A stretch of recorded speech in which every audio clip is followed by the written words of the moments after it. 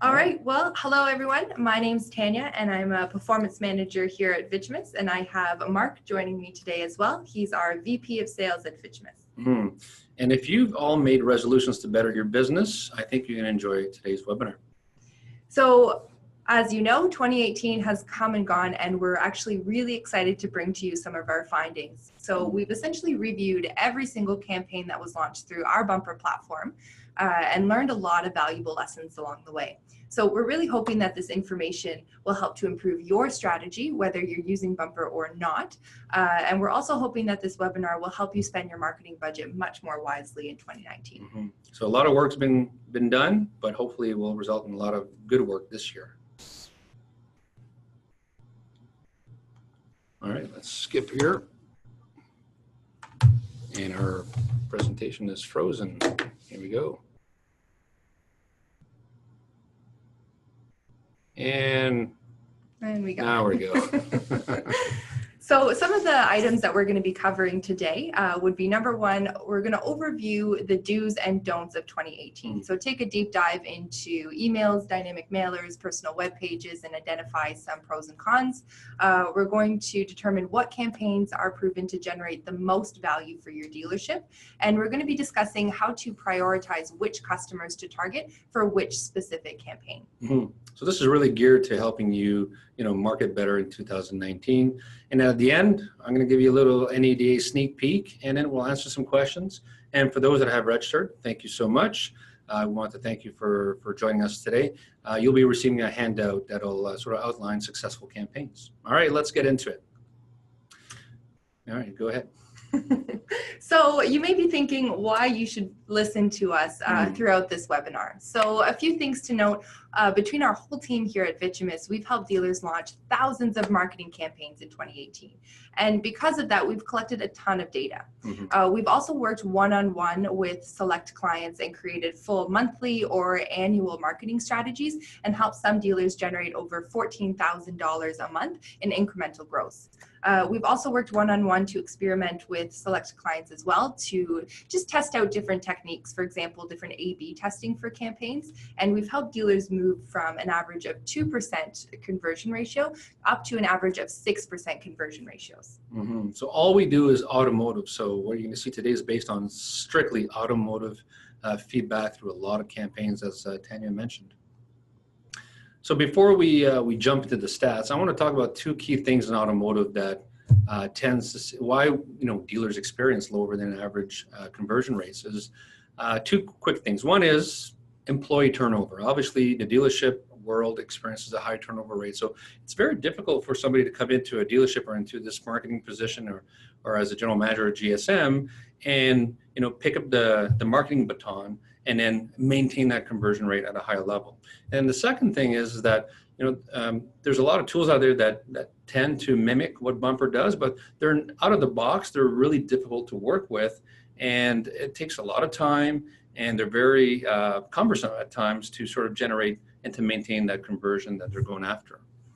So you'll see on the screen here that our averages when it comes to open rates and click-through rates tend to be a little bit higher than what we see within the automotive industry as a whole. So we have a 50% average open rate and an average 16% click-through rate. So it just goes to show that our tools offer dealerships that starting point for any campaign. So if you do have high employee turnover or you don't have that dedicated marketing support team, whether in your dealership or through your platform, Bumper does offer those options, which is why we tend to see a little bit higher than average results within the industry. Right. All right, let's get into the top. So when it comes to an email subject line, obviously with any email you're sending out, your subject line is going to be the most important part of your campaign, because it won't matter what your click-through rates are, how many leads you've generated within your campaign if no one's clicking on your email in the first place. So we took a deep dive into all subject lines that were launched within 2018 and actually determined that the one you see on the screen here, your prospect year prospect model, was the highest performing and most consistent average open rates. So of course that's pulling in a customer's vehicle information, and basically it's telling your customer that that message you're communicating is custom fit to their needs. It's extremely personalized and it's intriguing as well. Yeah. Well, I just wanted to add, Tanya, that this builds on, two things. One is people love their cars. I mean, they love their cars. So if you send them something that is about their car, they're more prone to open it. And secondly, people love seeing their name. They love hearing their name. And when that is attached with their car, it's very personalized. So there's a greater chance using this strategy to get your message open and engaged with. Absolutely.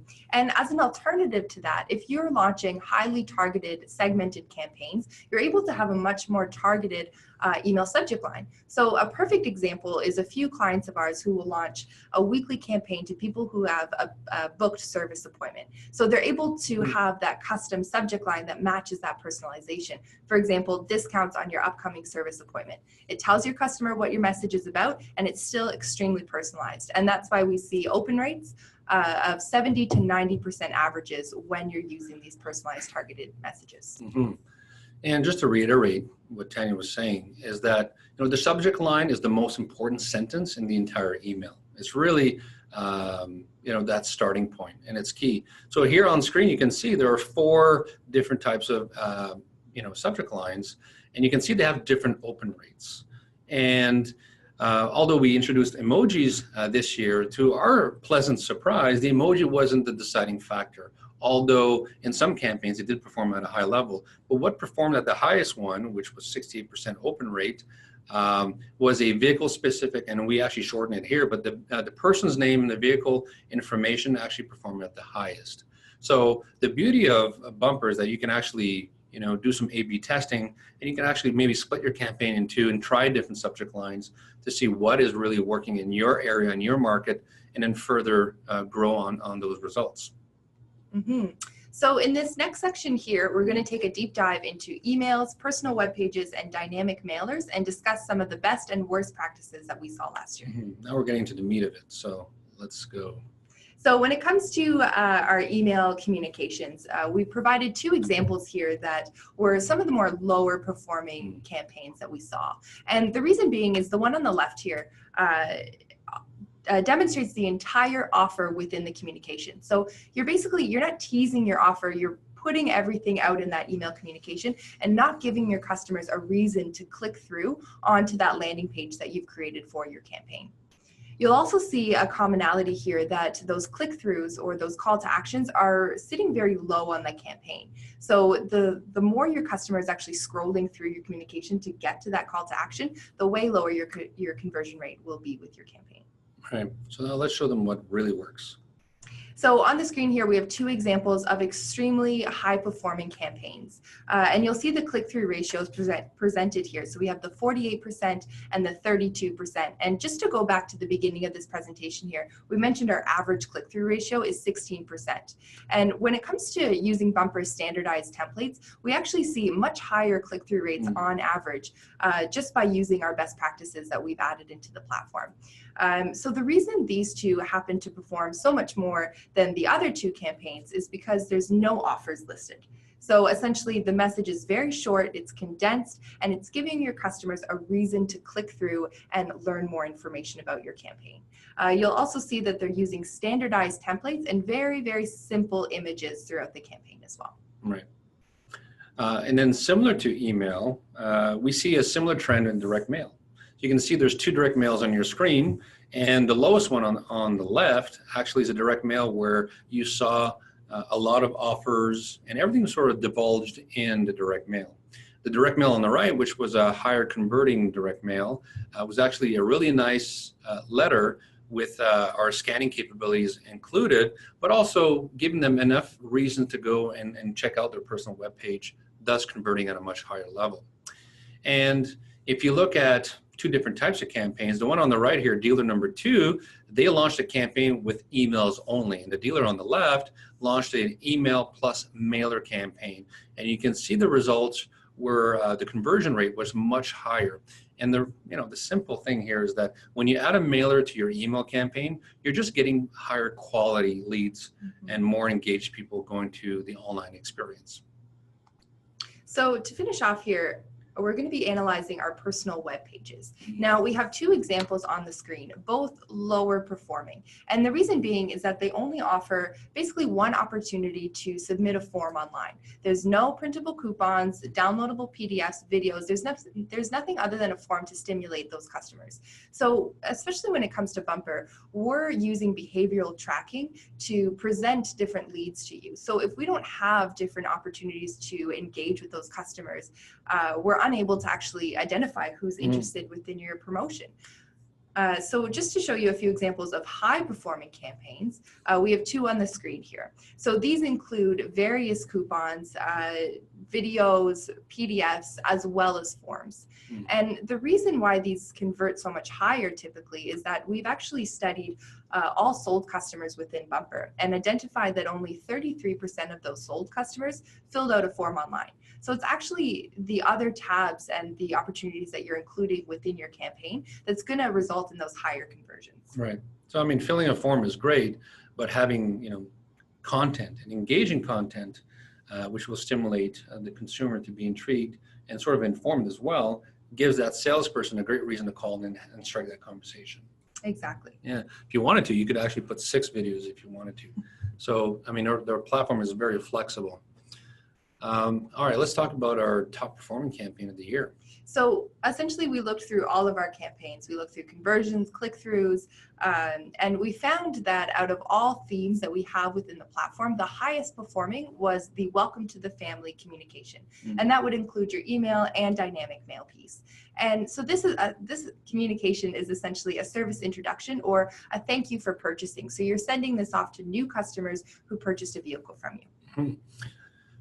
Pardon me. And there's a few things to sort of that drives this. One is for a dealership, this is essential to your business model. And I'll tell you why. One is the OEM most likely will send a communication out, but they have their own priorities. You as a dealer, you have your own localized priorities. And you might be even involved in community events that you want to even include in your welcome to appease that customer, let them know that you're part of that community. So having your priorities focused in your welcome is very important. The second point I'd like to make is that grooming your customer from day one is essential. So by sending them a welcome email, by telling them, hey, by the way, we love to communicate with you digitally. You will see these communications from time to time is a great way to groom your customer base and get them to reduce your unsubscribe and get them to engage with the communication you send out on a regular basis. So now we're going to enter, how do you generate the most value for your marketing campaigns? This is very important, and it goes back to what I said at the beginning is like, what type of campaign is more profitable? Well, the research shows in 2018 is that the more specific, the more hyper-targeted you are, the higher ROI you will receive.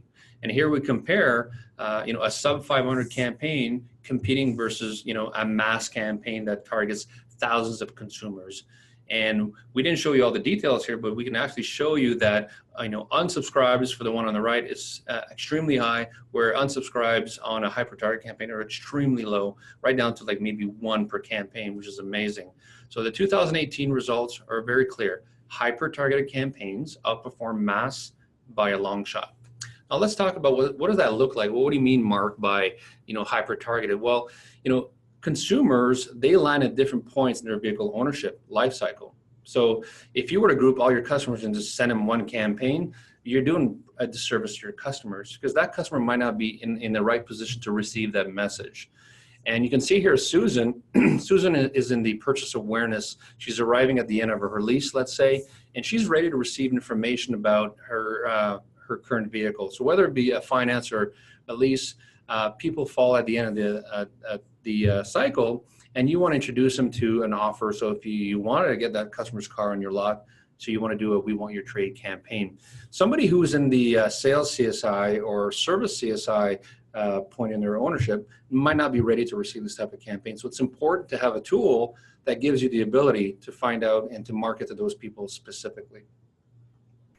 So we discussed how to we discussed the benefits of segmenting your customer data. And now we want to identify priority purchase positions, just so if you do have one specific individual, let's say, who fits under multiple different life cycles at one particular moment, you want to decide which campaign is the most beneficial to send to that customer at a given time. All right. So to discuss some of our priority campaigns, we've identified the top 3 priorities that you'll want to focus on within 2019. So starting off with the top 3, which would be messages that produce the greatest return for your dealership, or essentially a message to a customer that you know is in market today. And those top 3 campaigns would be your welcome message. So we discussed this earlier, the top performing campaign in 2018, and it helps to, as Mark said, groom your customers so they understand that you're going to be sending them regular communications, and that communication is of value to them. So definitely the top performing campaign and your number 1 priority. Within that same bucket, you want to essentially target to customers who are in market. So those would be lease maturity and unsold prospects that have reached out to you, put their hand up, and told you they're interested and they want to buy now. Right, and if I may add to the lease maturity, so we saw dealers in 2018 that actually created these lease maturity campaigns, because OEMs and the leasing companies, they have their own processes, but dealers that actually did pardon me, their own lease maturity outreach actually converted a higher number of customers. So that's actually very important to put, because they were able to put in their own personalized offer into that lease maturity campaign. Yeah, absolutely. And our second priority we have listed here would be messages that fall under a highly targeted, whether that's daily or weekly campaign schedule. So these would be people who have a warranty expiring shortly, or maybe there's parts obsolescence that match the vehicle that that customer owns, or potentially a daily or weekly service follow-up. So these are segments that only come around once in a while within that customer lifecycle journey, but are extremely important to target to. Yeah, and if I may, I mean, I think the parts obsolescence is the one campaign that most dealers undervalue and probably underuse. And it's so easy to do, but highly effective.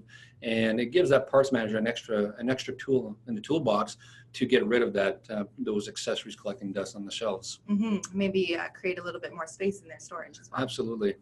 And then our third priority, we have messages that fall under more of a general message approach. So these would be if you maybe are having a slower sales or service month and you want to increase some traffic, these are the campaigns that you want to launch. So they would be your trade in, trade up events, and then a lapse service campaign. So a little bit larger and a little bit more general, but still targeted to specific individuals within their life cycle journey.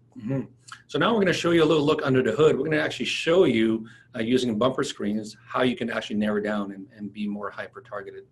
Right. So our number 1 campaign that was launched last year, not necessarily the highest performing, but the most common, would be the trade-in, trade-up campaign. And oftentimes we get a lot of clients that will send us their whole database and they want to market that same message to all those customers within their database. So what we would recommend is to launch a campaign to about 500 if you're going to use that approach. And we're going to show you how that's done.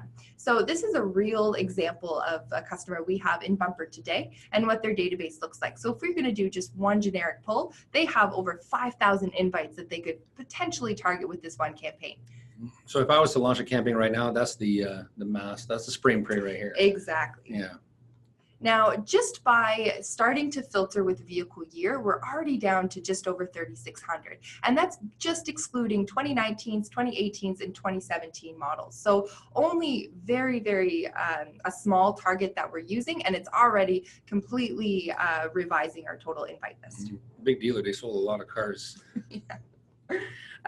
Secondly, we have our purchase year. So that's, again, we're just excluding 2019, 2018, and 2017. And already we're down to 2,000 invites just by one little filter. Thirdly, we have payment type. So whenever you're sending more of a general trade-in, trade-up event, you want to make sure you're not targeting your lease customers. So here we've just excluded lease and are targeting cash and finance customers and are already down to 1,600 invites.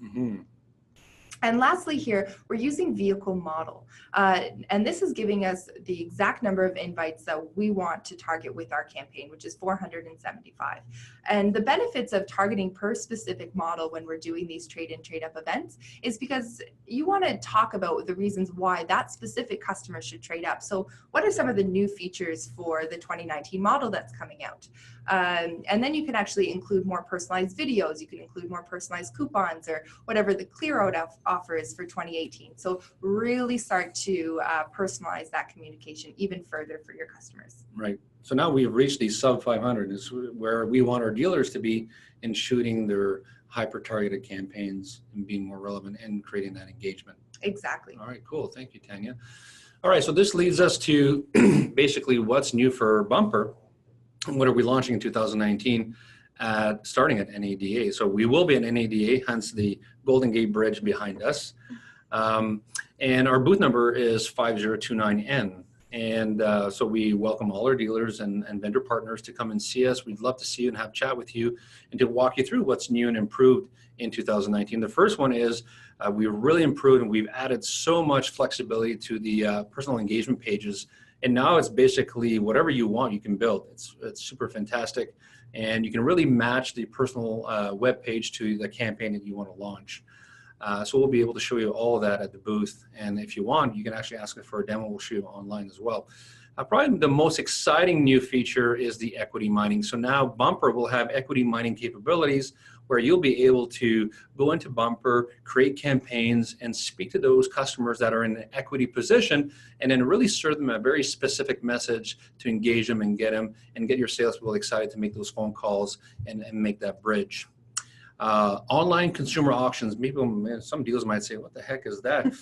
Well, this is a cool new product that we're launching, and it enables a dealer to actually launch online consumer-facing auctions. So rather than just sending your cars to wholesale and wholesaling your cars, now you have one last kick of the can here where you can actually present vehicles to consumers that might be in market. You can generate leads with these.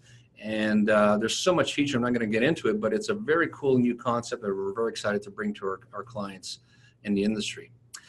Conquest, there's going to be a lot of Conquest evolution in 2019 where you'll be able to do neighborhood drops. There'll be some hyper-targeted, geo-targeted features we'll be launching mid-year.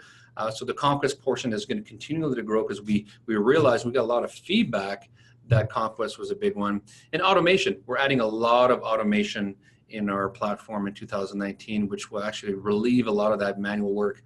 So we're very excited about that.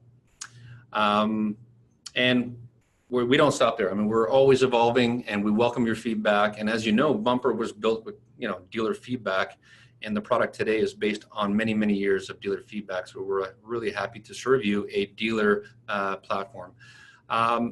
And to top it all off, we have new pricing plans. So we're very excited because we're branching out in a lot of new products. Now you can actually build a Bumper subscription plan based on your priorities. So if you want to focus on emails, you can do that. If you don't want to focus on emails, you can actually focus on equity. Or if you want to focus on online consumer-facing auctions. So you'll have a lot of flexibility to build your plan and to sort of customize it based on your dealership priorities.